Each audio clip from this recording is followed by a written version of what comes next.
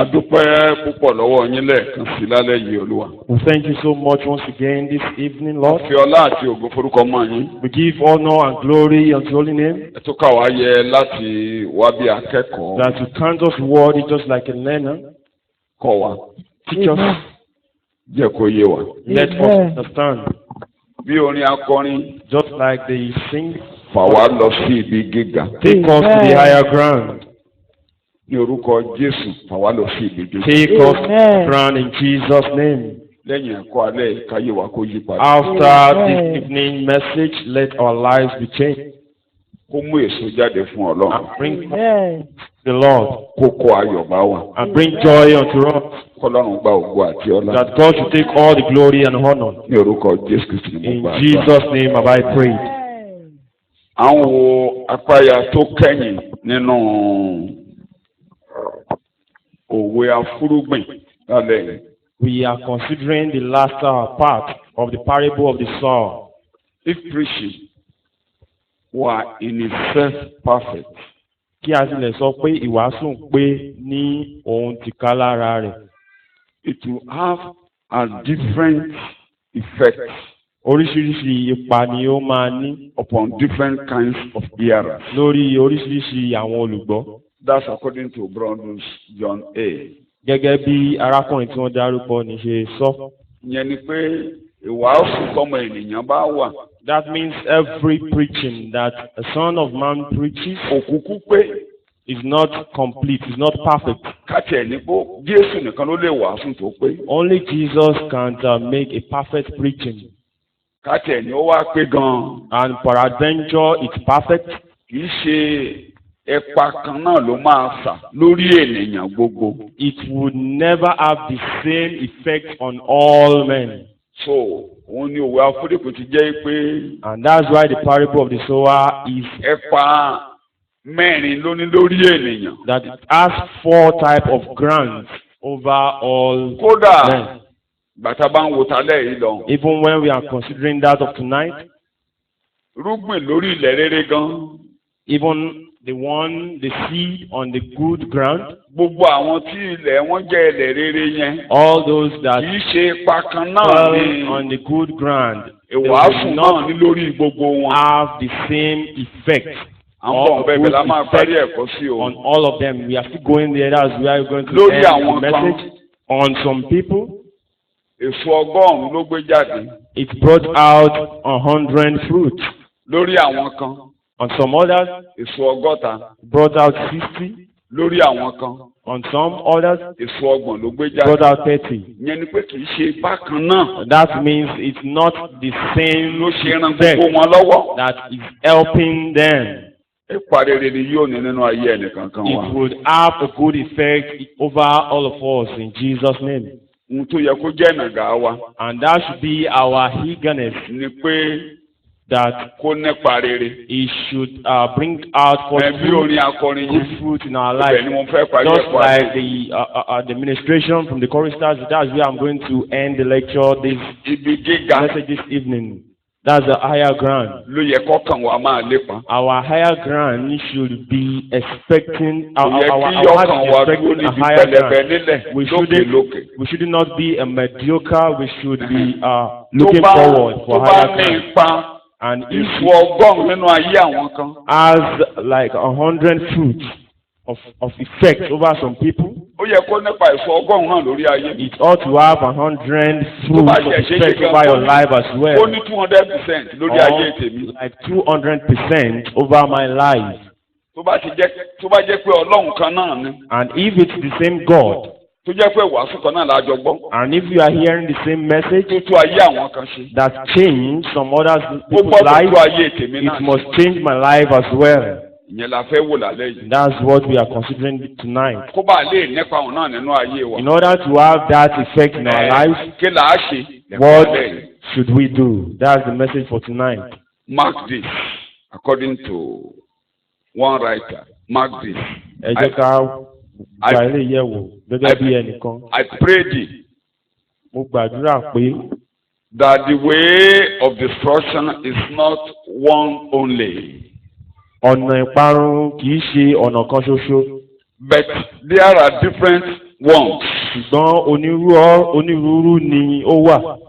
and wide apart from one another. Wọ́n sì yàtọ̀ lọ́pọ̀lọpọ̀ sí ara wọn. Let us not put ourselves upon our not perishing in all these ways. Ẹ má jẹ́ kí ó jẹ́ ayọ̀ wa tàbí inú dídùn wípé kí a ṣe ìpàṣẹ gbogbo àwọn ọ̀nà yìí ni tí a ti ń rìn ọ̀nà ìparun. But let it be our grief in whatever way we are perishing. Ṣùgbọ́n ẹ jẹ́ kí ó jẹ́ ohun tí ó bá wa nínú jẹ́ pé à ń parun ní èyíkéyìí ọ̀nà. Ọlọ́run ní jẹ́ ká parun wọn. We will not perish in Jesus' name. You know, wherever our lives are good enough, that's what we should consider, and that's what this man is saying. Not that we should compare ourselves with anyone, but where are we lacking?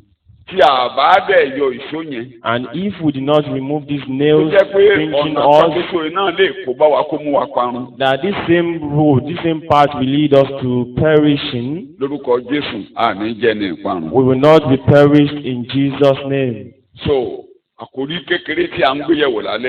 the little subtopic we are considering tonight, and under this we are continuing the 4 types of ground. We have considered 3 in the past. We have scaled that of the land. At the part we have scaled that of the rocky sand or the rocky ground. And on the thorns as well. But tonight, we want to consider the good ground. Matthew. In the book of Matthew, chapter 13.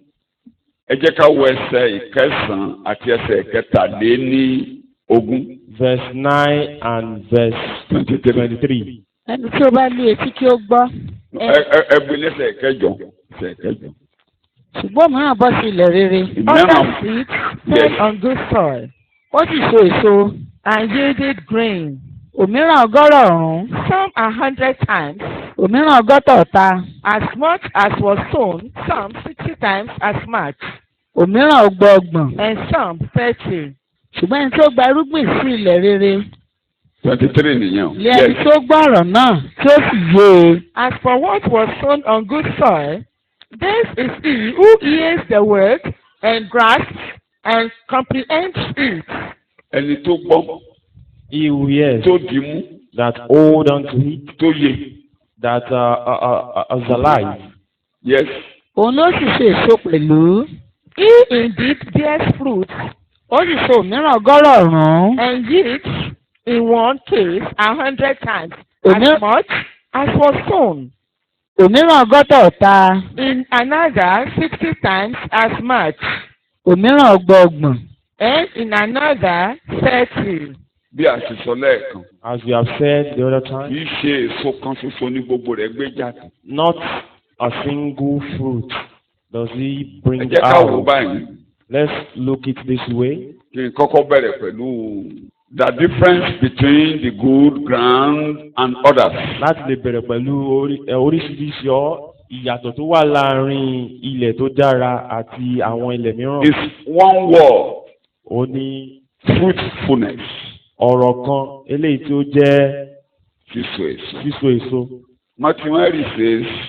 Arákùnrin yìí sọ pé. It does not say that the good ground has no stones. Kò sọ wípé ilẹ̀ rere kò ní òkúta nínú rẹ̀. Or no thorns.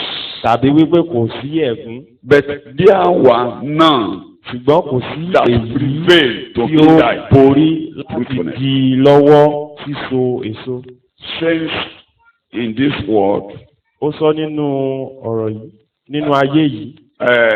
Àwọn ènìyàn mímọ́ nínú ayé yìí, àwa tó rí gbàlà nínú ayé yìí. Those believers, those are saved in this world, the saints. Kò ń ṣe pé ṣe ni a wà láìlẹ́ṣẹ̀ rárá. Not that we are all perfect. Ṣùgbọ́n But ẹ̀ṣẹ̀ ò jẹ gàba lé wa lórí. sin doesn't have dominion or doesn't reign over us. Kò ń ṣe pé bóyá kò sí àṣìṣe kankan tàbí kí mi kúkú pè ní ìrànlẹ́rálẹ̀ ẹ̀ṣẹ̀. Not that we don't have mistakes, or let me call it iniquities that we don't commit. Ṣùgbọ́n But ẹ̀ṣẹ̀ ò jẹ gàba lé wa lórí. sin does not reign over us. Ìyàtọ̀ tó wà láàrin àwa àtàláìgbàgbọ́. And that's the difference between us and the unbelievers. Ẹ̀ṣẹ̀ ò jẹ gàba lé wa That lórí. sin doesn't reign over us. Ẹ̀ṣẹ̀ kọ́ ló ń tì wá gbélé ayé. Sin doesn't push us to Ẹ̀mí live mímọ́ ló ń through darí this wa world, gbélé but ayé. the Holy Spirit. A ti ṣẹ́gun agbára We ẹ̀ṣẹ̀ have lórí àwa. conquered the power of sin over Lọ́dọ̀ ourselves. Ọlọ́run. And from God, Sí the ẹ̀ṣẹ̀ presence of lórí orúkọ God, wa. there is no more sin on our name. Wọ́n nínú ìgbé ayé níbí. But in this world, in the living in Àwọn this world, ìrànlẹ́rálẹ̀ there are ẹ̀dá Ádámù máa ń bá wa kọ́wọ́ rìn nínú ìrìn àjò. some iniquities such as that of Adamic natures walk with us or gather with us Ìyẹn in ni the journey. àyè wà yí pé And that's why nígbà tí a bá ṣẹ̀ lónìí, we say when we commit sin today, agbẹjọ́rò ń bẹ lọ́dọ̀ we bàbá have an advocate tí a máa beside dúró pé kó the wẹ̀ wá Father dáná. that we hold on to cleanse all Tó àwọn our nǹkan sins. kéékèèké wọ̀nyẹn nígbà And míì all these little things, tí a bá sometimes, ṣí ọkàn payá, if we don't open our mind wọ́n or lè our máa heart, jẹ́ ìdíwọ́ they fún might ẹ̀kọ́ láti serve wọlé. as like an hindrance for message to enter Kí là ń mú jáde? into our lives. What are we bringing out here? Ilẹ̀ rere A tí good àdárúkọ níbí ground yìí. that we mentioned Ẹ má here. gbàgbé ilẹ̀ mẹ́rin ni We have four wọ́n different nílẹ̀ kan grounds, òkúta. and one Kì í which ṣe pé a ilẹ̀ rocky òkúta yẹn ò sand. ní yẹ̀pẹ̀ Not rárá. that this rocky sand have no soil Ṣùgbọ́n at all, òkúta abẹ̀ but the rock ó there dí is irúgbìn very yẹn lọ́wọ́, ó dí irúgbìn yẹn lọ́wọ́. is disturbing that seed. Kò ń ṣe pé ilẹ̀ ẹ̀gún yẹn kò ní yẹ̀pẹ̀ rárá. Not that thorny ground Ṣùgbọ́n has èkó tó wà ń bẹ̀ has ó lágbára. ground, but the thorn there is Tó jẹ́ pé very àkóbá ló jẹ́ powerful and irúgbìn is tí a gbìn. causing havoc for the seed planted or sown there. Tó kò sí lẹ́ẹ̀kankan nínú mẹ́rẹ̀ẹ̀rin tí ò ní yẹ̀pẹ̀. And none of Bá these àwọn types akẹ́lẹ́ of kan wà ground bẹ́ẹ̀ is a deficit of ground, tó jẹ́ but pé ó lágbára that lórí èso something tí a there sọ. that is very important, more powerful over the seed that we sow. Kí là ń sọ níbí yìí? What are we saying here? Ọkàn kan tí gbogbo ènìyàn náà ní. The same Kò sí heart ọkàn that tí ò all ní men ilẹ̀ have. fún. No heart is without a humus soil Tó lè mú èso dàgbà. that will make a fruit or a Ṣùgbọ́n seed tí òkúta grow. abẹ bá ti lè borí But if the kó fún ọ̀rọ̀ in kó bá that yọ̀ heart kò is ní pèsè jáde. failing over the fertile ground there, it will not bring Tí forth èkú fruit. bẹ bá lágbára, If that thorn there in the heart is very powerful more than the ground there, it will not ẹ̀yin allow the àgbẹ̀ seed to tí bring ẹ forth kọ́ fruit. borí. All those farmers that cultivate Ẹ̀ẹ́dì pé tí ẹ bá ń or that kọ́ cultivate before, a máa ń you bá will èkú see a máa ń bá èkú when nínú ilẹ̀. you will find thorns in the Èkú tí a ground, bá nínú ilẹ̀ and those thorns kò ní ọ̀pọ̀ ìgbà kò ní ká gbàdo má dàgbà níbẹ̀ so many times will not stop àfi ọkọ̀ wú èkú. corns or maize Ẹ to lè grow. wú tán nígbà míì. But some other times we use oil to cut them or to clear them away. A But máa ń ṣẹ́gun ẹ̀ so many times we do tàbá. conquer them that they will never have any havoc over Ṣùgbọ́n àwọn the ilé seed we tí plant there. ẹ̀gún ṣe àkóbá yẹn. But those that Ẹ̀gún are yẹn ó borí ilẹ̀ rere tó wà níbẹ̀. destroyed by the thorns, that means the thorns prevailed over that Àdúrà wa ni pé ground. ìfẹ́ kó fi ayé àtẹ̀jẹ́ ọ̀rọ̀ kò ní Our borí ọkàn wa. prayer is that the love of this world and the visit of Kò ní money, fún love of èso money ìgbàlà, will kò ní never fún èso rere tí a ń quench pè. the Kò ní fún salvation nínú we ayé have wa. and the good seed we are planting in our lives. A ti ṣe àwọn àlàyé yẹn nínú ẹ̀kọ́ tó We kọjá. have explained that in our previous Àdúrà wa messages, náà ni wípé and our prayer is that òkúta kókúta tó bá wà níbẹ̀. any sort of stones or rock there, understand this, that in elementary geography, Gbogbo ilẹ̀ tẹ́ ń wò yìí pátápátá. all the land we are looking Òkúta at, ló dissolve tó dé yẹ̀pẹ̀. it's a rock that dissolved from these soils. Tí ayé bá ń lọ láíláí, If the world continue or Tí ó lè evolve. lọ láéláé. Ó ṣeé ṣe kí òkè yìí kó di yẹ̀pẹ̀. Òkè It's mọ̀tẹ́mọ̀. possible for this mountain we are looking at Tí to ẹ bá ń sọ turn bẹ́ẹ̀ to bẹ́ẹ̀ bá ti ń soil. súnmọ́ ẹsẹ̀ òkè yẹn As you are getting to the step of the mountain, you will see that all those where the soil has gotten to or the ground has gotten to is moving up. The more, as you are moving closer to the mountain, you will see that the soil where you can plant something, where you can cultivate a plant, is moving up. All those farmers that have planted so many things, yam beside the mountains and that means the rock doesn't disturb all the seed. Just as how that stone or that rock would not cause havoc to the seed planted in your heart. No heart without thorns, without stones. But how will this stone quench the world? And that means no one will never do without passing through persecution, through trials. There will be storm in this world, but how will the words you are hearing will help you prevail over all these unfruitful sounds? The Lord will help us. Don't forget we are being saved by the grace and not by mind. For the Lord looks at the heart of men, not the faces of men. That's why Jesus is addressing the heart of men here. And our heart is very important with the ears we use to hear. And 4 points I will consider tonight. The first one I call it.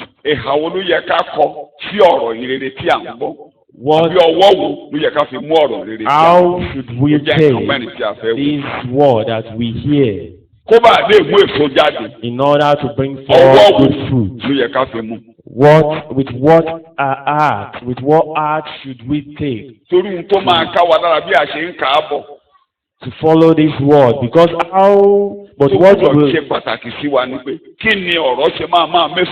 how will this word bring forth fruit in our life? For it to bring forth good fruit in our life, let's consider 4 different things. The first one, we should hear the word. We should hear the word. We should hear the word. And I want to make some brief explanation. For us to hear what I bring forth, all of us will say we are hearing the pastor, but you be seated properly to hear me. If you hear me with these 4 steps, you wouldn't hear the word without you being benefiting from it. The first one, the word Paul the Apostle used for the church of Galatians, that the Bible benefited them in the book of Galatians chapter 4 verse 13 to 14. The first point that will help us if we want to hear the word and understand it. Yes.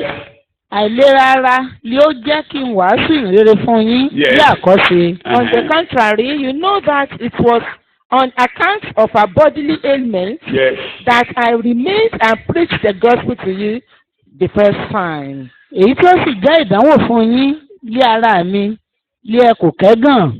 And yet, although my physical condition was such a trial to you, you did not regard it with contempt. What Paul was saying when he took the gospel to the people of Galatians, the conclusion of what he wrote in Galatians chapter 6 made us understand that it wasn't too long when he was being chastised, because what he used there, that no one should stop me. I have the infirmity of my flesh and being despised. Maybe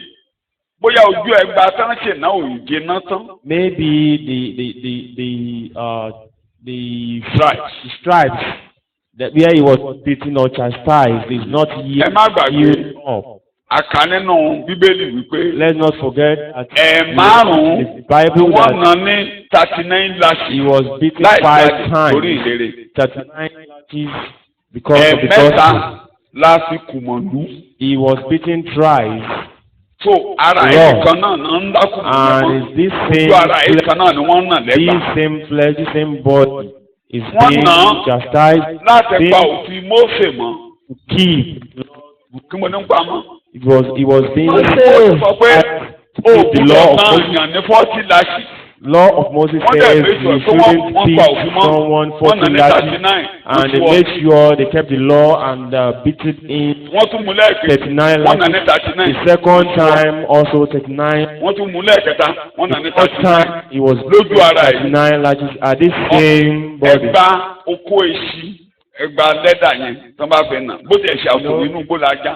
If they use that leather or even cane from bush. Àwa tíṣà gan tó máa ń nà ọmọ skul látijọ́ the worst ta lè nà ọmọ nípa We teachers that people, students give him 12 lashes. in the olden days to say give him quicker funny person Wọ́n lè méjìlá. fi wá sí assembly 12 lashes. They might be brought to the assembly ground, and a teacher that knows how to beat will beat him the first time. None of the students will you beat 39 lashes that will be able to stand.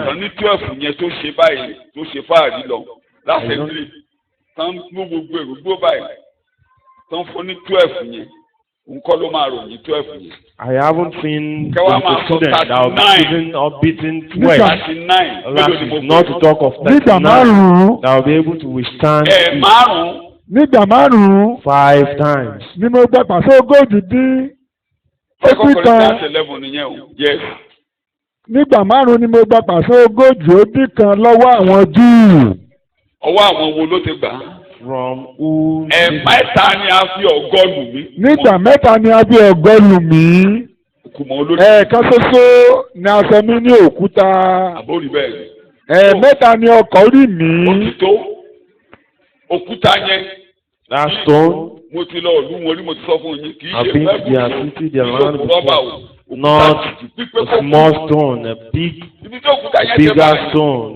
If that stone eats his head, he dies, and he never died. So ara yẹn gan ti wó. That body, that flesh, and he took that body to the Galatians and went to preach. And you look at the pastor that's preaching amidst you, and flies roaming around his flesh. He has a lot of injuries all around his body, preaching before you, telling you Jesus was the name of the church that you should believe in him.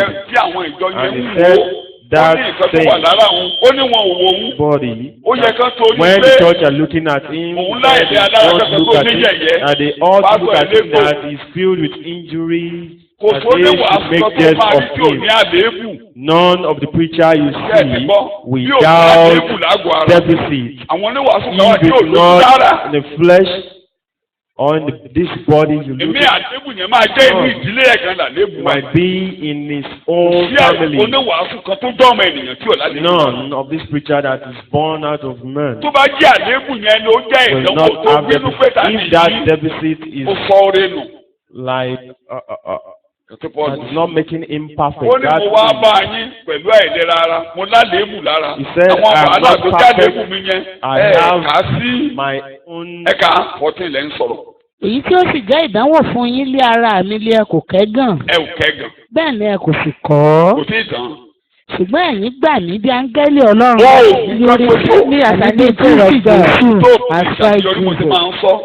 The only thing ẹ gbà mí that you gẹ́gẹ́ bí need kíni. to succeed. Áńgẹ́lì Ọlọ́run. Ó dàbí ìgbà tí Kristi wà láàrin wọn ni wọ́n ṣe gbà mí pé Just like Ọlọ́run ló ń sọ̀rọ̀. when Christ was in their midst, that this Tó is the o bá Lord fi speaking. ọwọ́ ńlá bẹ́ẹ̀ mú oníwàásù. If you Oh, do the not year receive the can man never of God with that very Ó ti hand, sọ láàrin yín you ẹ̀yin ọmọdé never wò. receive good. Tí olùkọ́ bá ń kọ́ yín ní sùn tí ẹ bá I've said it respect to you students, if Ẹ̀kọ́ the òdìdí. teacher is teaching you and you do ẹ ò not ní bá like the teacher, you do not love him, you bẹ́ẹ̀ can't náà ni tí ọkùnrin yóò excel. bá gba oníwàásù tí ẹ Just bá fi as àyè well bá if you tí do ẹ not bá love the gẹ́gẹ́ bí preacher, ọmọ if you not òjíṣẹ́ accept Ọlọ́run the ẹ̀fẹ́ preacher, òdì tí ẹ bá that tó word, láti- that message will not ẹ wo àwọn ará enter, will not do you good. ọmọ Joseph kọ́ yìí. Consider those people they said, is it not the Carpenter son call of you. Joseph, is it not the carpenter? àbúrò rẹ̀ We know his Amen. brothers, we know his ìgbéyàwó ló ẹ̀jẹ̀ fẹ́ dá older brothers. àwọn àtàrà ẹ̀dá ọmọ Ọlọ́run bí What yẹ̀yẹ́. miracle will he do? Will he turn himself to God? Jésù ò lè ràn wọ́n lọ́wọ́. Jesus can't help them. Jésù ò lè kò Jesus, sódò àtúntò tó lè ràn ọ́ no lọ́wọ́. preacher tó can o bá help ti bu ọlá wù. you if you do not honor him. Ara nǹkan tí mo bẹ̀ yan àgbàlá àwọn òjíṣẹ́ Ọlọ́run sọ ni àwọn kan wà tẹ́ ẹ̀ lè ràn One lọ́wọ́. of the things that Àwọn they say, tó bá ti the respect you, ministers of tó God, bá ti bu ọlá fún yín, some you can help. If some of them don't honor you, you shouldn't sweat much. They can't proceed. Don't sweat much over such people. And Mo that gba ohun tó ṣe gbọ́ mo dẹ̀ láìpẹ́ ẹ̀. implicated one man of God. And Wọ́n ló sọ pé I orúkọ tó have ń pè é Reverend náà máa ń said pè the é name ní that church. you call him is Reverend in the church. Obìnrin kan wá ní pé òun lè pè ní Reverend. And one or woman got up and said she wouldn't call Ọ̀rọ̀ him wá a dé man of reverend. God. And that word came to the man Man of God. ní kán bá òun pè wá. And the man of God Wọ́n ní ordered kán lọ sí them to record call church. her, and they went to the Wọ́n ní record kán of lọ the church. sí gbogbo owó tó ti ń dá nígbà tó ti dé. And he said he Wọ́n should sì calculate all the money he has been contributing Ó sì right owó from the yẹn. day Ó kò he lè has lọ́wọ́. joined the church. Ó ní kó máa lọ sọ́dọ̀ pásọ̀ tó máa lè ràn lọ́wọ́. And they calculated Ó the ní kì money. í ṣe Reverend yẹn ló Said ṣe pàtàkì sí mi. they should give Kì í all ṣe the orúkọ money yẹn to ló her. lè That drop. is not the Ó ní reverend, ó that ní kò name. bu ọlá fóun kò kà ń sí.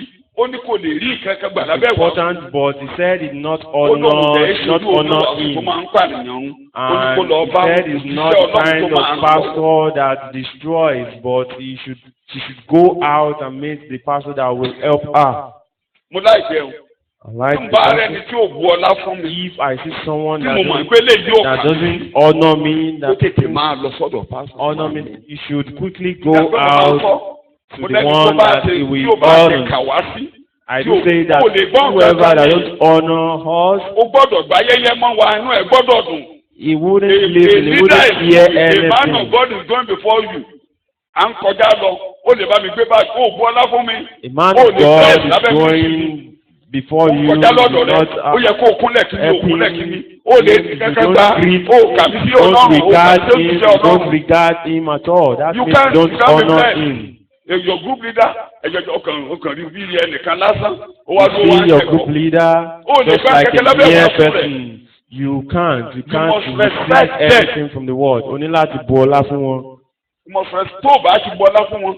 If you don't honor them, if you don't honor them and regard them, ọkàn yẹn ló máa fi gbà regard them wọlé. is with that that's Ẹ jẹ́ kó what yé yín you o. take in the world and you'll be blessed. Pé àjọ̀dún Let's wọlé understand wọlé. this, that we Tó bá are fojú yẹn wò together. ó ní rí kankan gbà. Ó ní rí kankan gbà. If you look us like that, you won't benefit. Mo máa ń fi àwọn kankan ṣàpẹẹrẹ ní ṣọ́ọ̀ṣì. Ìyá tó bí mi gan. I do use an example, even the mother that gave birth to me, Ó ti dé stage kan tó yí padà. it has gotten to a Pè mí ní stage Peter àwọn that títí ó fi kú. Yàtọ̀ sí pé she changed. She Kì í never pè mí called me by my pè mí ní name, bàbá ọ̀fẹ́. and she had never called me Pastor. by my name. Torí ó fẹ́ rí She used to nǹkan gbà lọ́wọ́. regard me as pastor because Kí mo ló fẹ́ ṣe? she wanted to collect something. Ó ń bọ̀wọ̀ fún She's expectant, anointing. Ó ń bọ̀wọ̀ fún ẹlẹ́dàá. and Ó ń bọ̀wọ̀ she fún Ọlọ́run tó rán mi honors níṣẹ́. the anointing, Ṣé bóun the ló bí mi? creator, Wọ́n and the dọ̀bálẹ̀ one jìnnà who o. sent me. Bẹ́ẹ̀ni. She's the one Ó that ṣe ń gave gbé birth mi to rè. me, but this is how Ìyá she tó bí mi honors ló me. sọ, She ó tó- regards ọwọ́ tó fi ń gbé mi me. nìyẹn. This is how she honors me and Mo ló regards ṣe ní me, ìbùkún gbà. and that's why she's been blessed. Bàbá tí a gbé sínú omi tí a ti sìn yẹn. That man. Ẹ máa ń bá lọ́fíìsì mi lọ́jọ́jọ́ Sunday. You do meet him in my office on Sundays. Kó bá ti parí ẹ̀kọ́. After the message on Sundays, he will come every Sunday and give me regard. I used to draw him up. He wouldn't allow me. I will with force take him to the seat, and he will pay homage and regard for me every Sunday. I will tell him rise. He will say he has no other God. He will say he's only seen you as the mouth of God. And the toiling of the workers is over. He's far from the air, from this world, and his children.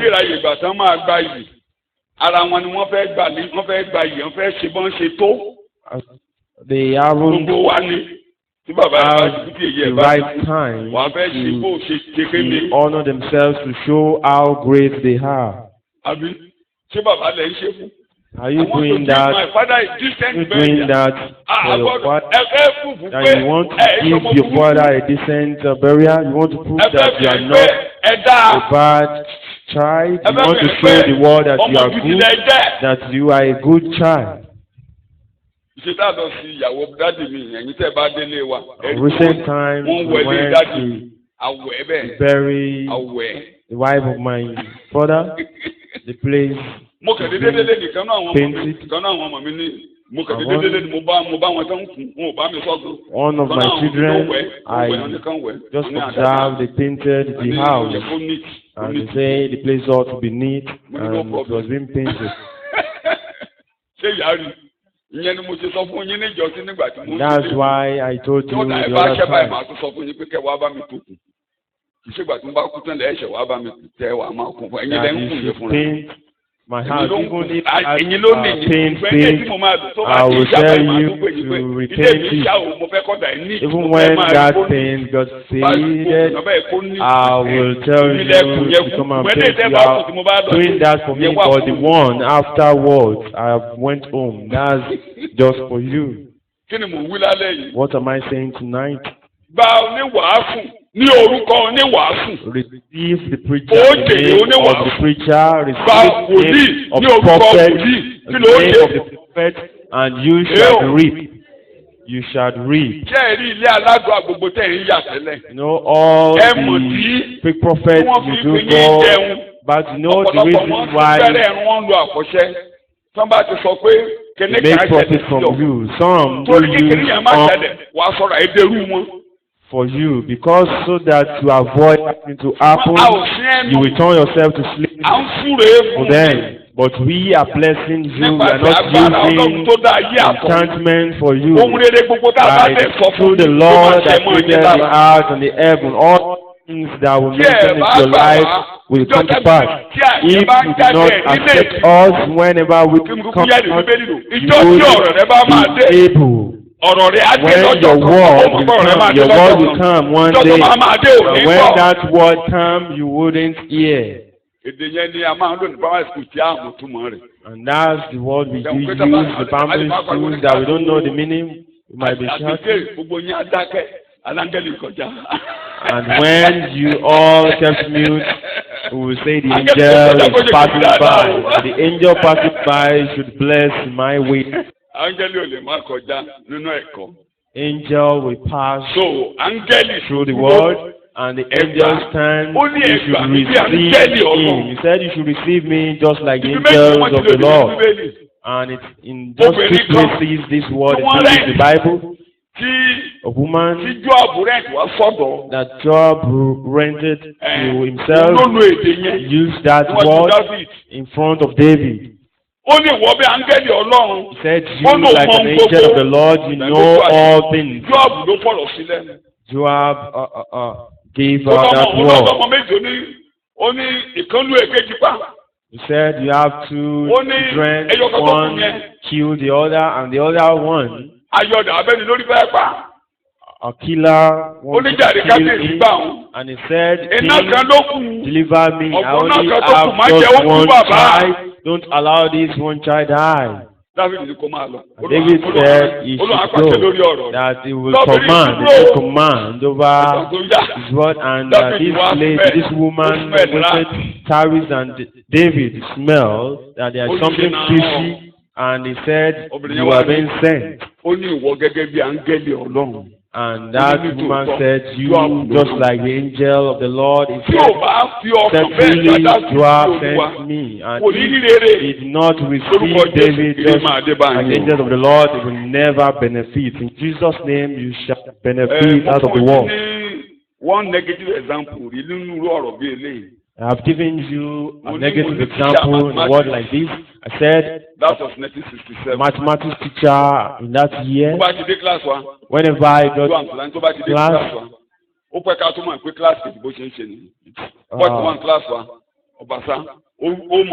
there is this boy in the class that understands mathematics. He will keep on asking the boy that, Obasa, do you understand? Whenever the boy says no, he will say next topic. You know, we ought to go and plead him. That we are doing it bad, we are only doing ourselves bad because we never finished that year when he gained admission. We are the ones facing with the brunt. He's only teaching Obasa. And after he's done with that boy, he got admission immediately. And that was how he gained admission. Our class 4. And we kept on with that till class 4, and American people came and taught us when we were calm and listened and heard this one teaching. He spent 2 years because he returned back to his country. After he returned, we noticed that the syllabus has been changed. And when he went, we never had a mathematics teacher again. No one could even stand before us. We are the ones to appoint teachers by ourselves. And some other times, we will leave our town because we are at Jero. That then, all that time we go to our classmates and the lessons they were being taught, and whoever traveled to that other town will come and teach us. When our lives would have been better through our teachers, or our teacher, we say he should leave us alone, that he's only teaching Obasa, but we miss him a lot. It shall be well with you. It shall be well with you. You receive us just like the angel of the Lord in Christ.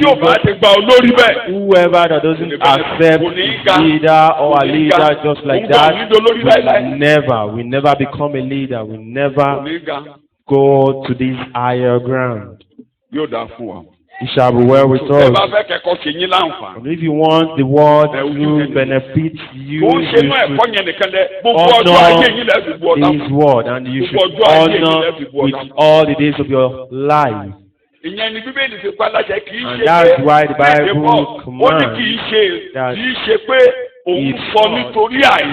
that I'm saying because of the poor, but what food we bring out.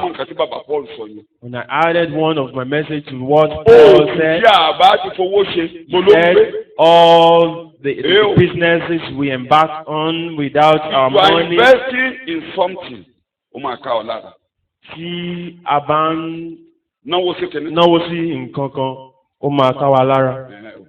Tó bá wà lára àwọn tó ń tọ́jú man of God. And if you are part of those that tó bá ní kinní kan tó ń ṣe, take care of the man of God, the minister, tó invest even if it's a prayer that you invest in Him, you will hear the word. If you continue to mention His name in your prayers daily, you will hear the word. And without that, if you are doing something for this work to continue to progress, you will understand the word.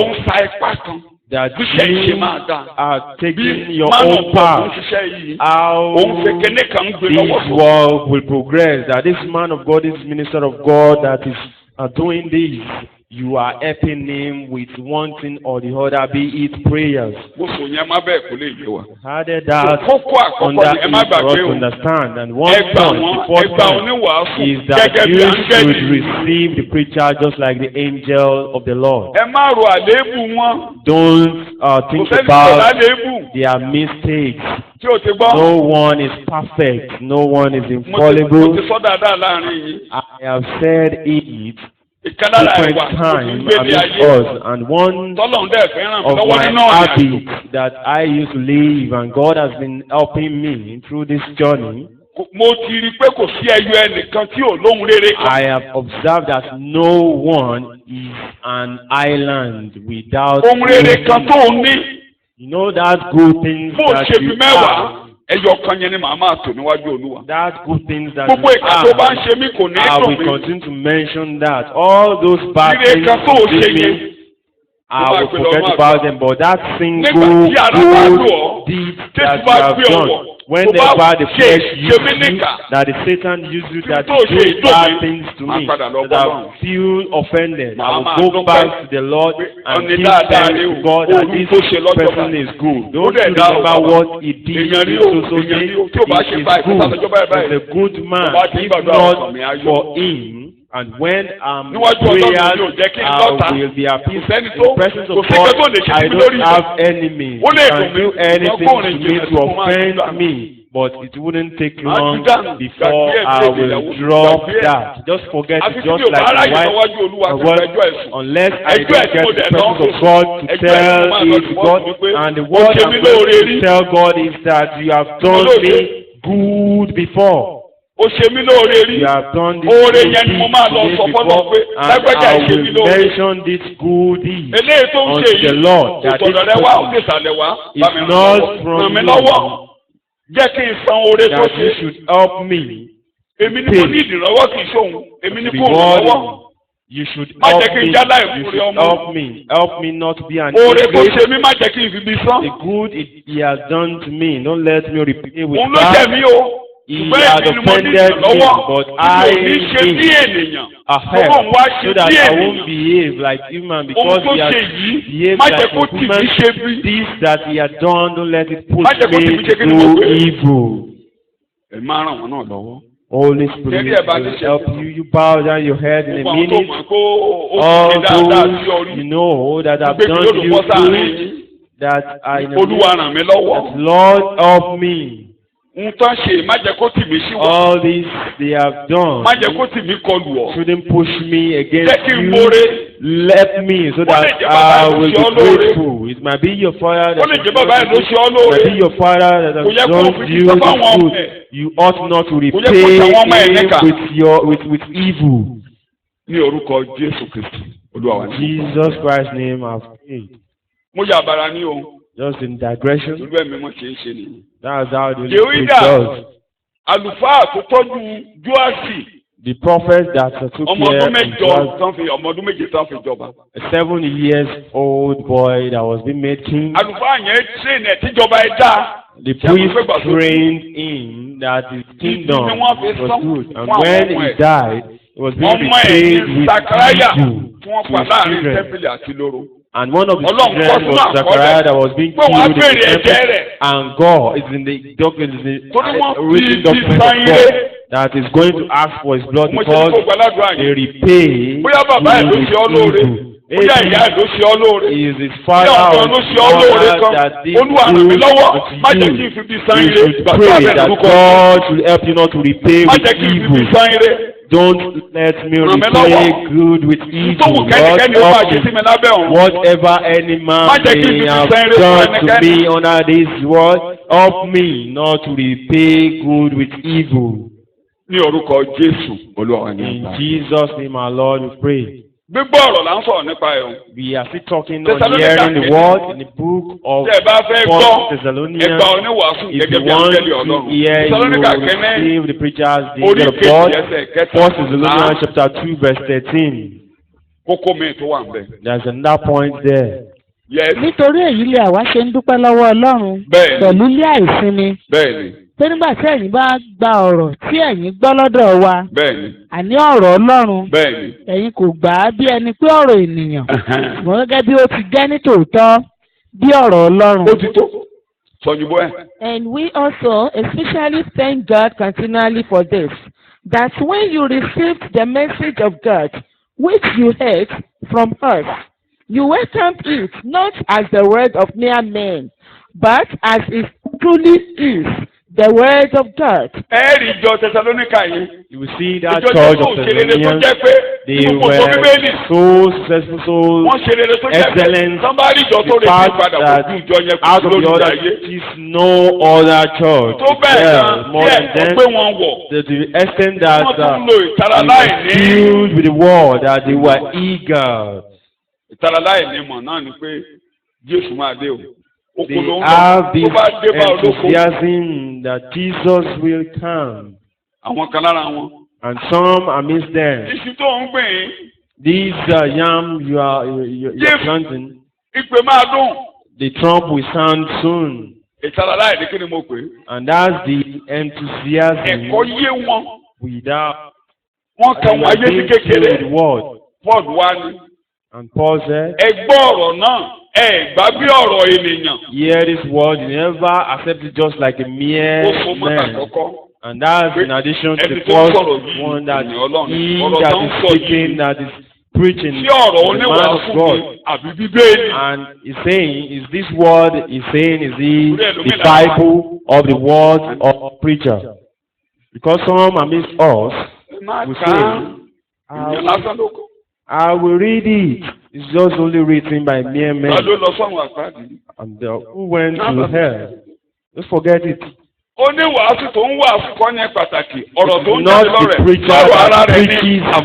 It's important that is he his own word or the word of God. Even some are even affecting themselves. None out of us I can't put up there to preach.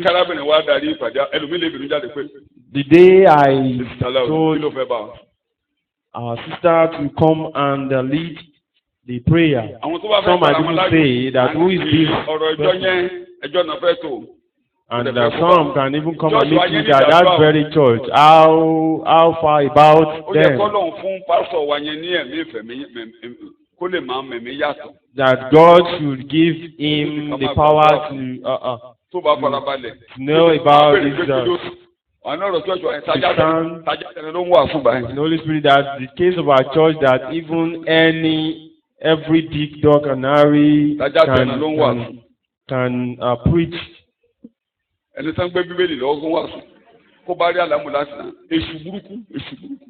Anyone can preach. And the one in front of us is even evil.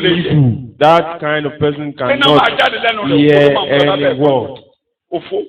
Even if he speaks fire, the person won't hear any word. You pray for yourself that it will not come in vain. I have said it several times on several occasions, and I do say it in the presence of God. If you are being sent on an errand, maybe a ministerial work, the person who sends me will be your backing. I do tell God that I don't send myself. I don't know that I will be in the gospel. I have already told you about who I want to live my life, and I even said it before yesterday. And yesterday I said it in the presence of God. I've said it this morning as well.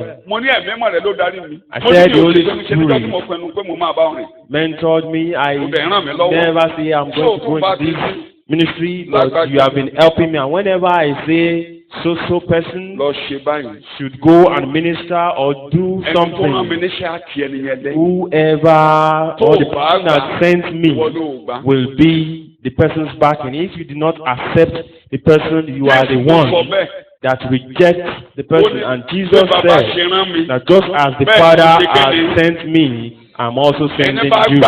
And whoever accepts me has accepted the Lord. And anyone that comes out, ẹ má ṣe wo ìgbé ayé ẹni àbí bẹ́ẹ̀ ni ẹ ṣe jẹ́, ṣùgbọ́n nǹkan tí ó bá ń sọ, what person speaks. Is he preaching the word of God? Is he preaching the Bible?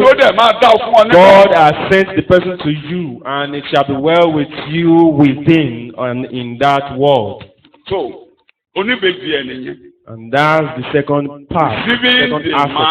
Receiving the message. The man, the man to the message. Gbígba arákùnrin náà àti ọ̀rọ̀ náà tí ó bá sọ. Tí ọ̀rọ̀ náà jẹ́ ọ̀rọ̀ Ọlọ́run ni àbí ọ̀rọ̀ náà. The word of God or the word of man. If you are taking it as the word of man, you never benefit you. The third point in Luke chapter 10, this is very important. I'm going to dwell much on it. Luke chapter 10, verse 38 and 39. Let's continue. Luke chapter 10, verse 38. Bí wọ́n ti ń lọ, while they were on their way, ó wọ ìletò kan. It occurred that Jesus entered a certain village. Obìnrin kan tí a ń pè ní Màtá sì gbà á sí ilé rẹ̀. And a woman named Martha received and welcomed him into her house. Ó sì ní arábìnrin kan tí a ń pè ní Maria. And she had a sister named Mary. Tó sì jókòó lẹ́bẹ̀ẹ́sẹ̀ Jésù tí ń gbọ́ ọ̀rọ̀ rẹ̀. Who seated herself at the Lord's feet and was listening to his teaching. Ẹ má fi o, Màtá kọ́ ni wàhálà mi. Maria ni wàhálà mi. My issue, but Mary. Ọ̀rọ̀ rẹ̀. Kó bá fẹ́ ṣe rere, wà á jẹ́ kára rẹ̀ balẹ̀. You will be patient and be calm. Know all the word that push you off. If I don't preach, if I'm not the one preaching, I will switch off my handset. And that's between I and my God. Emergency calling will never be that of mine on that message. At that honorable time I'm with the Lord, I will never be faced with battles. You just be seated and be patient, be calm. If you are pressed, you go there and come quick. Don't allow anyone seated beside you to stop you. Don't allow any hindrance. The ears we do hear words different. You can't hear two different. You can't hear two different words at the same time. You can't hear, you can't concentrate to two different. You hear the word of God here that Mary has chosen her, that no one can take from her, because she was patient, calm enough to listen, to hear the word of God.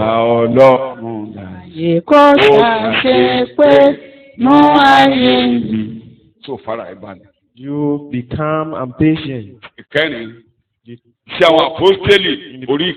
Of Acts chapter 2. I will read all 5 points there. Acts of Apostles. In this point I'm using, there are 5 points there. Àti ọ̀rọ̀ púpọ̀ mìíràn ni ó fi ń jẹ́rìí tí ó sì fi ń gbà wọ́n níyànjú wípé ẹ gbára lílà lọ́wọ́ ìran àrékérekè yìí. And Peter solemnly and earnestly witnessed, testified and admonished with much more continuous speaking, and warned, advised, and encouraged them, saying, "Be saved from this crooked, perverse, wicked, unjust generation." Nítorí náà, àwọn tí ó sì fi ayọ̀ gba ọ̀rọ̀ rẹ̀ á bá ti sí wọn. Therefore, wọ́n fi ayọ̀ gba ọ̀rọ̀ rẹ̀. tó o bá ti fi ayọ̀ gba oníwàásù. If you receive the tó preacher o with gba ọ̀rọ̀ joy gẹ́gẹ́ bí ọ̀rọ̀ Ọlọ́run. and you accept the word as the word of God and you are being calm, patient, ọkàn á gálọ̀bù inú ẹ̀ á dùn. you will be happy. tó o bá fayọ̀ gbà kò ní What yọ you ní don't rere. receive with joy will never benefit you. yẹn làwa náà fi ń gbìyànjú lọ́pọ̀ ọgbà tí a máa ń bẹ Ọlọ́run fún èdè tó máa ràn yín lọ́wọ́. gbogbo oníwàásù ló ń gbà that will help wọ́n you. fi ayọ̀ gba ọ̀rọ̀ náà. They ẹ lọ́wọ́ use ẹ̀kọ́ joy fún to receive the word. Go and tí o bá ṣe check pé wọ́n kọ́ the sọ́mọ́lì message tó of bá jẹ́ kó bó ṣe Peter. wàásù náà ṣe kọ́ síbẹ̀ yìí. Not that if ẹ̀kọ́ the pé way ṣèlúra èlòdò tó jinlẹ̀ ṣùgbọ́n ó ní kókó if ọ̀rọ̀. raw Mo as ló it ṣe is, you will sọ́mọ́lì know. ẹ̀ ni But if sọ́mọ́lì ẹ̀ just lẹ́gbọ́n summary lẹ́gbọ́n of tó yẹn. Peter's wọ́n ní word, ọ̀rọ̀ púpọ̀ ló fi gbà wọ́n ní. it's been said wọ́n wá that parí ẹ̀ pé if ẹ gbára yín lọ́wọ́ ìran. exhorted them with a lot of words and if you inú wọn dẹ̀ wọ́n fi saving ayọ̀. yourself with untoward generation and they were happy, they received the word with tínú bá joy. ti bí ẹ sóní wàásù. And if you are angry with the o lè rí preacher, kankan. you can't receive tẹ́kọ̀ọ́ yẹn bá ti bí ọ anything. nínú. o lè rí And kankan. if that message infuriates you, you can't benefit from him. ìyẹn ni Paul náà ló lọ sí Galatia. And that was what Paul used when he was in Galatia. gẹ́gẹ́ bí áńgẹ́lì Ọlọ́run. And he said, receive us just like the angels of the Lord. When he got to some point, he said, just like Christ. When he was saying, have I turned to your enemy? Verse 16. Verse 16 of that same chapter. That's chapter 4. Mo ha di ọ̀tá yín bí. Said, am I your Torí pé mo sọ enemy? òtítọ́ Because fún yín. I have told you the Tó o bá ti truth. wá ń rí olúwa fún ní ọ̀tá. And whenever you see the preacher as the enemy, because he's explaining the word of the truth, Ó wá ní ayọ̀ yín ìgbà náà and á I dà. said, where is that your Ayọ̀ tẹ́ fi gbà mí níjọ sí joy? kọ́kẹ́ lò lóní torí pé The mo ń joy, sọ the zealous, the joy that you used to ó wá ń bí receive yín it, nínú. where is it? ọ̀tá yín. And it infuriates you and have become your enemy. Fi ayọ̀ gba oníwàásù. You should receive the Àwọn preacher tó with fi joy. ayọ̀ gbà. And those that accepted the preacher with joy, they read. This is the word, this is message. It do happen. In all the years we do hear words are different. You might say this is a good word. But you saying, what is the word? Yes, the word. What is even this word? But when you are saying this is word that I'm hearing, this is an undiluted word that I'm hearing. But some might even say, where is this even? Where is this word? Where is even this message? What is even this message? But you saying someone say this word touches me, inspired. But when you despise this word, that's another thing in his hand. The main one, the book of Acts of Apostles, chapter 17, verse 11. What you can do under the message that will make your life prosperous, that will make your life, your heart, a fertile land. 11 verse. Àwọn wọ̀nyí sì ní ìyìn ju àwọn ti Tẹsalóníkà lọ. Yes. Ní ti pé wọ́n fi tọkàntọkàn gba ọ̀rọ̀ náà. Kí ni àná ṣe? Wọ́n fi tọkàntọkàn gba ọ̀rọ̀ náà. Concentrate tọkàntọkàn. Wọ́n fi gba ọ̀rọ̀ náà. Wọ́n sì wá If you don't receive the word wholeheartedly, you will never tọkàntọkàn gba ọ̀rọ̀ náà. you receive the word wholeheartedly. Ọkàn tó ń fi gbà yẹn. And that Òun same ni wọ́n fi heart lọ they lé. used to receive, I took Wọ́n hold. ti lọ ń ka Bíbélì. wọ́n sì ń wá inú ìwé mímọ́ lójoojúmọ́ bí nǹkan wọ̀nyí rí bẹ́ẹ̀. Tó bá mú ẹ lọ́kàn. And if it inspires you and Kódà wàá fẹ́ lálàá. teaches you will even dream about it. Ẹ máa ràn wá lọ́wọ́ o. The Holy Spirit will help Ọlọ́run máa us. ràn wá lọ́wọ́ o. Holy Spirit will help us. Kókó kejì. Point. Ìlànà tá a fi lè gbọ́ ni mo kà yín. Kókó kejì. The plan. Jẹ́ kó How yí we ọ o. going to hear. Jẹ́ kẹ́kọ̀ọ́ yí ọ. Let the word be understood. You understand the word. Ọ̀dọ̀ Ọlọ́run ló ti ń wá. No, this understanding comes from God. Ṣùgbọ́n Ọlọ́run máa ń rí kinní kan. But God sees Kó tó something fi òye yé èèyàn. before He gives Ọlọ́run ló ń you fòye yé èèyàn. understanding. God gives understanding. Tẹsalóníkà kejì. In the book of 2 Orí Thessalonians, kejì. chapter 2, No, Timothy, I'm sorry, not Thessalonica. 2 Timothy, Timothy kejì. orí Second kejì Timothy ẹsẹ̀ chapter kejì 2, Timothy kejì orí kejì ẹsẹ̀ chapter kejì 2 verse 7. Bíbélì sọ. The Bible. Gba ohun tí èmi ń sọ̀rọ̀. Gba ohun tí èmi ń sọ̀rọ̀. Nítorí Olúwa yóò fún ọ ní òye nínú ohun gbogbo. Ta ló ń fúnni ní òye o? Consider what I say, because the Lord gives understanding in all things. Tó o bá gba ọ̀rọ̀ yẹn rò. But if you don't consider that word, you will never understand Gba ohun tí mo ń it. sọ̀rọ̀. Consider what I máa wá say, látọ̀dọ̀ but Ọlọ́run. understanding will come from the Lord. Nínú ìwé òwe orí kẹjọ. In the book of Proverbs chapter 8 verse 14. Let me back it up with that. Òwe orí kẹjọ. Proverbs chapter 8 verse 14. Òwe. Èmi ni ìmọ̀ àti ọgbọ́n tí ó yè. Bẹ́ẹ̀ni. Èmi lé òye. Ọlọ́run Èmi lé agbára. Sọ̀dìbò ẹ̀ 8:14. Yes. Counsel is mine. And wisdom. Òun ló máa ń fúnni ní ìmọ̀ràn. Give counsel.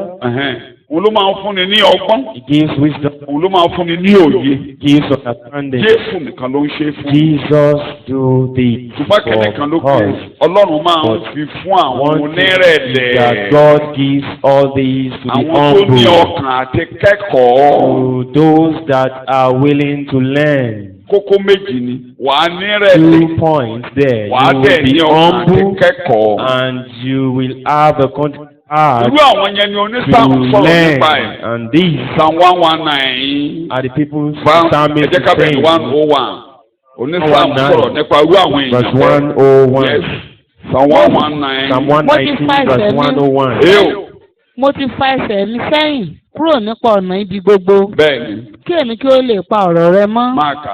Èmi kò yà kúrò ní ìdájọ́ rẹ. Kò tí ì tán. Nítorí pé ìwọ ni ó kọ́ mi. Bẹ́ẹ̀ni. Ọ̀rọ̀ rẹ ti dùn mọ́ mi lé ẹnu tó ju oyin lọ lé ẹnu mi. Ẹni tọ́rọ̀ bá dùn mọ́ á ṣe láǹfààní.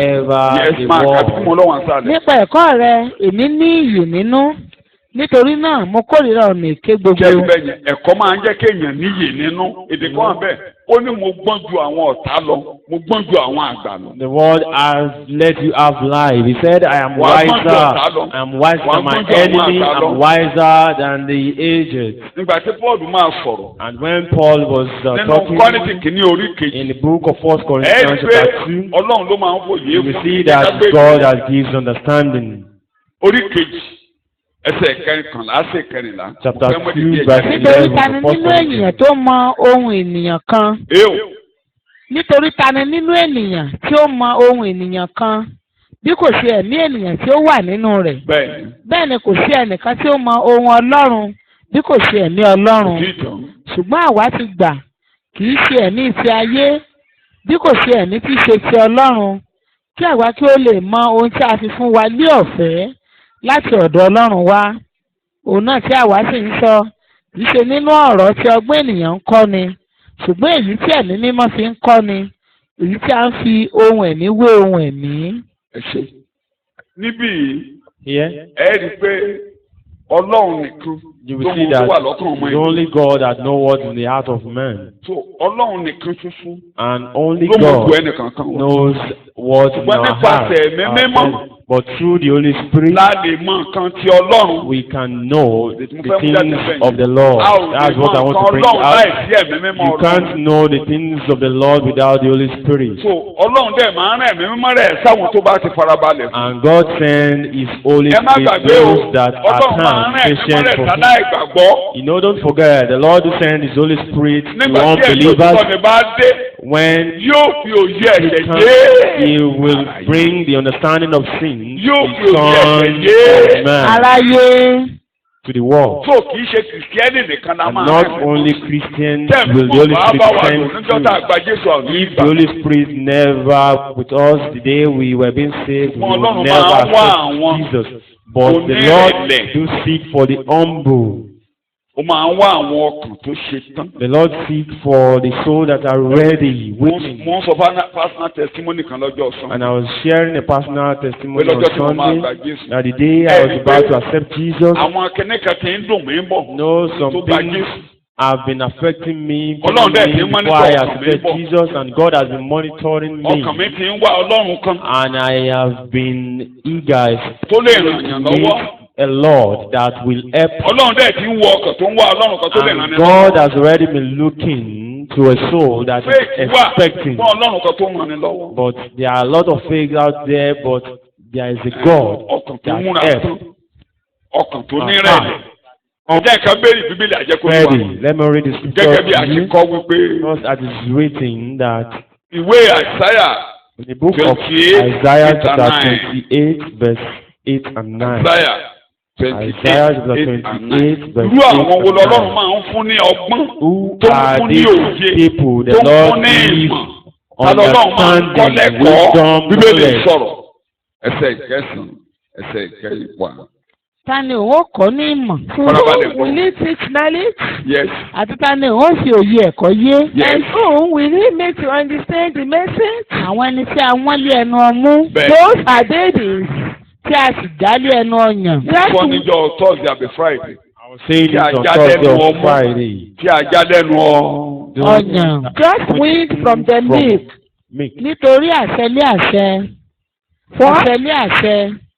For it is precept upon precept. Ṣé rí ìlànà tọ́lọ́run fi máa ń yé èèyàn kì í ṣe kó máa pọ̀lé ọ lórí lọ́jọ́ kan. You know the plan that the Lord ẹsẹ̀ dé ẹsẹ̀ ìlà lórí ìlà. To shine light, make you understand. It's through verses upon verses, lines upon verses, just little by little, bit by bit, it will make you understand. But just like when you are learning the alphabet.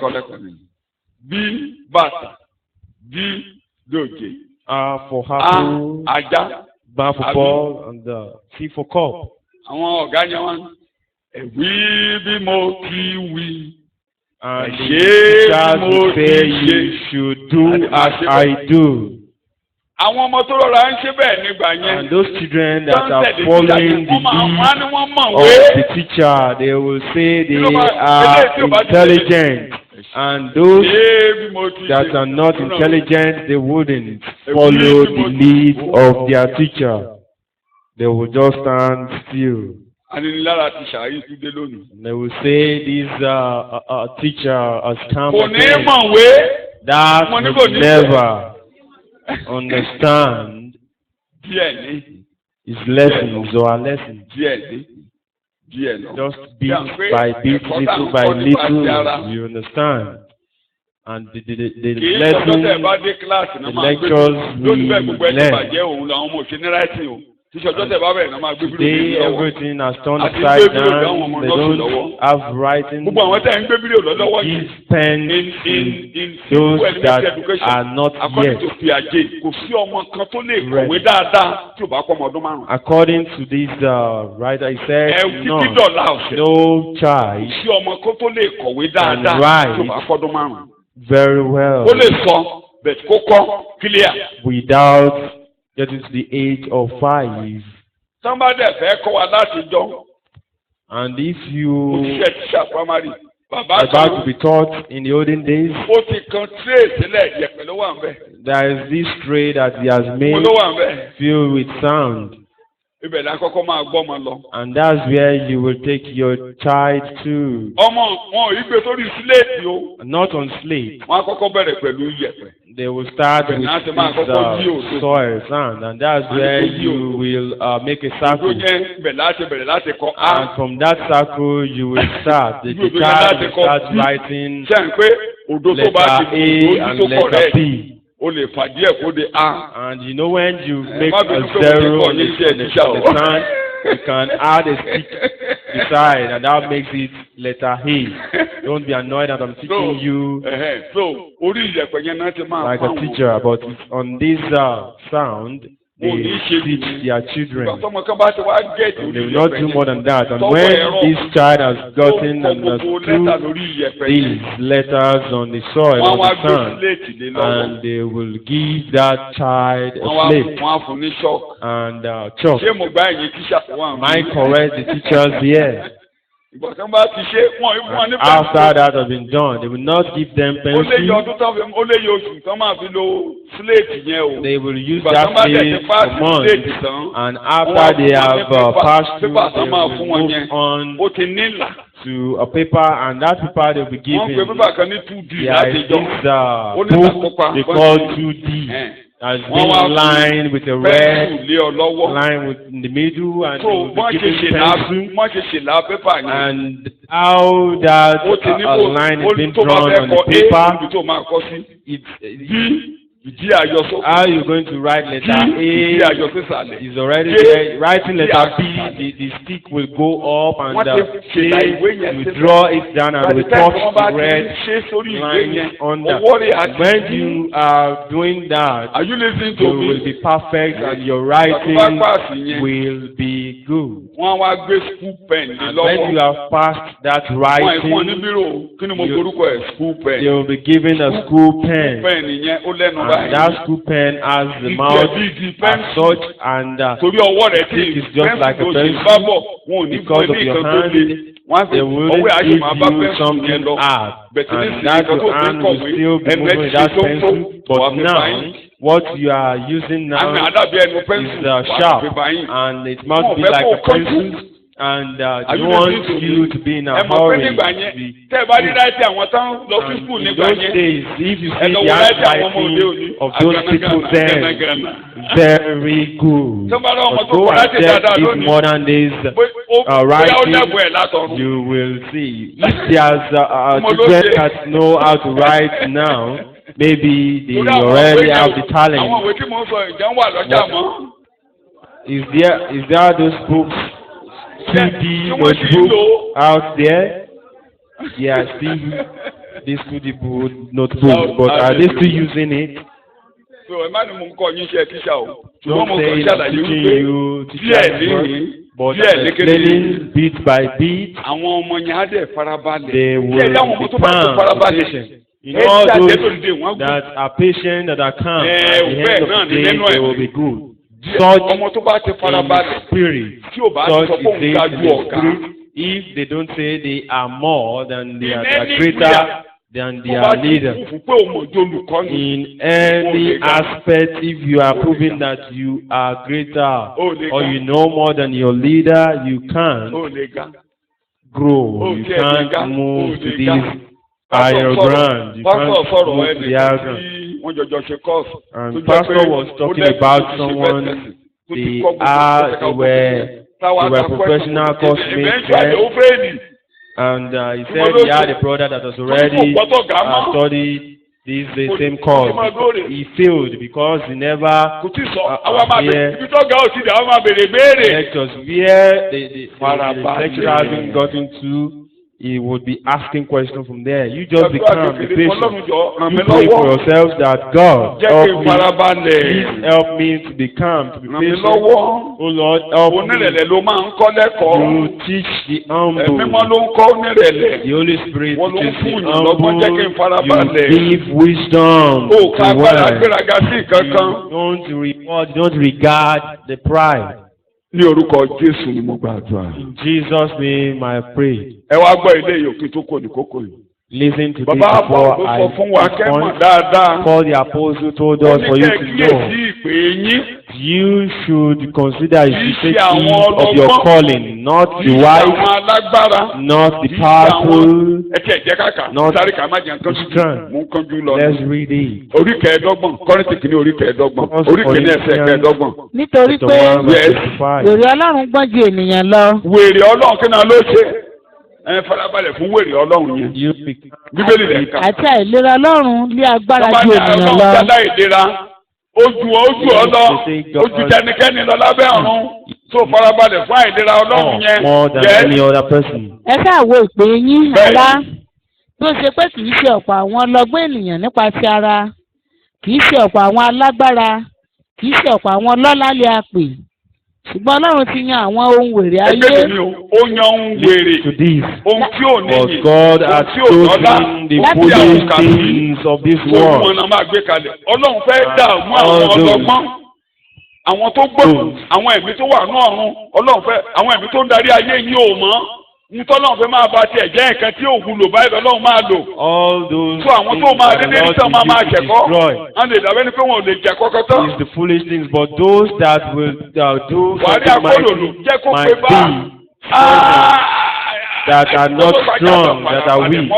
But you see the potter when Ọlọ́run fẹ́ lò ó. Ohun tí ògbọ́n yẹn lọ́lọ́run máa lò láti dààmú àwọn ọlọ́gbọ́n bọ́lọ́run ṣe é ṣe nìyẹn. Ẹnìkan ò níbi gbéraga. So farabalẹ̀. Tó bá dẹ̀ kẹ́kọ́ lọ́hùn lò ọ́. Fara rẹ̀ balẹ̀. Tó o bá lò ó mọ̀, o ò ní mọ̀. Tó o bá ní bó ṣe kàwé tó ní Ọlọ́run á pa ó tì. Tí o gbọ́, tó o bá ní bó ṣe lówó ní Ọlọ́run á pa ó tì. Ṣùgbọ́n àwọn ọmọ kéékèèké, mo sọ nínú pàdé àdúrà yẹn mo ní àwọn ọlọ́run wá tó bá ti mọ̀ pé òsín ní ọ̀ wa lọ sí àwọn ìtọ́ tí ẹ̀hún jẹ́ gáǹgì yín tó bá ti gbà pé rífúrát ni wá àwa àwọn yóò ṣe. God used the foolish things of this world to confound men. If you don't believe in these people, ṣùgbọ́n ẹni máa kà wá sí. But those that will honor, those that will regard, and God will give you understanding. Before you know it, you find yourself at where you least expect. And the Lord will lift you to higher ground. The third point of what we will do for us to understand the word that will be fruitful. The third point here. Then we act on the word we have heard. In the book of James, chapter 1, 21, verse 21 to 25. Let me back it up with an example. The book of James, chapter 1, read the Living Bible translation. Nítorí náà fi gbogbo èérí àti búburú àṣelékèlélẹ̀ lé apá kan. So get rid of all uncleanness and the rampant outgrowth of wickedness. Kí ẹ sì fi ọkàn tútù gba ọ̀rọ̀ náà tí a gbìn. Ẹgbẹ́dì yẹn ẹ fi ọkàn tútù gba kẹ́ni o. Ọ̀rọ̀ náà tí a gbìn tí ó lè gba ọkàn yín là. And in a humble, gentle. Ọ̀rọ̀ ò lè wọlé kí ọkàn bá rẹ̀ lẹ̀ cannot enter your mind if you don't have a mix. Bíbélì lẹ̀ ń kà. Ṣùgbọ́n kí ẹ jẹ́ olùṣe ọ̀rọ̀ náà. Kí ó má sì ṣe olùgbọ́ nìkan. Kí ẹ má tan ara yín jẹ. Nítorí bí ẹnìkan bá jẹ́ olùgbọ́ ọ̀rọ̀ náà tí kò sì jẹ́ olùṣe, òun dàbí ọkùnrin tí ó ń ṣe àkíyèsí ojú ara rẹ̀ nínú àwòjíji.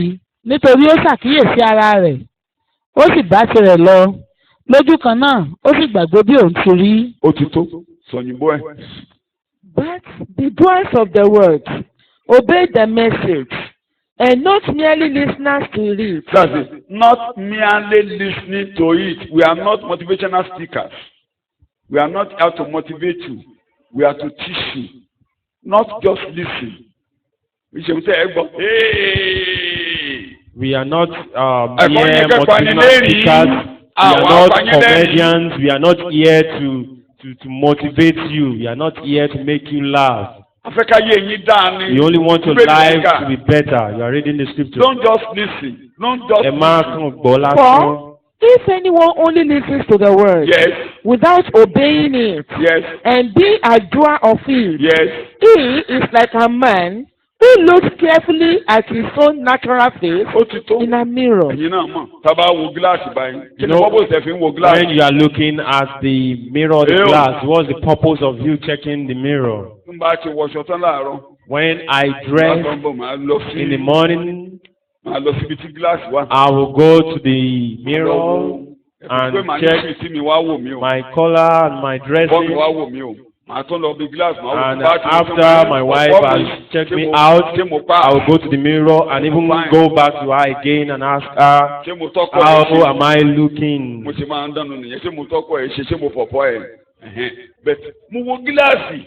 But I look at the mirror, I would have condemned what is bad. And what is bad, I should leave it that it doesn't matter. You will find yourself at a grave. And for our benefit, Rahab the prostitute. Let's read it quickly. Let's bring out the word that we have heard your news. Joshua chapter In the book of Joshua chapter 2. beginning from verse 8. Verse 8. Joshua yes. Kí wọn kí ó tó dùbúlẹ̀. Bẹ́ẹ̀ni. Before the two men had lain Àwọn down. àmì tó gbà sílé.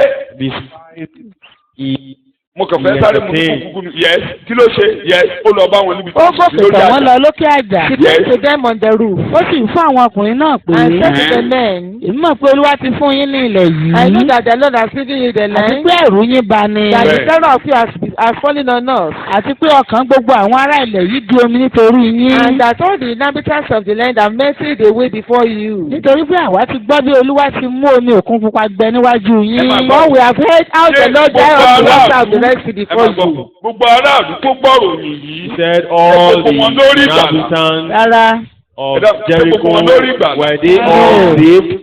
Ọkàn gbogbo aráàlú ti domi. She said all the inhabitants of Jericho are dressed and afraid.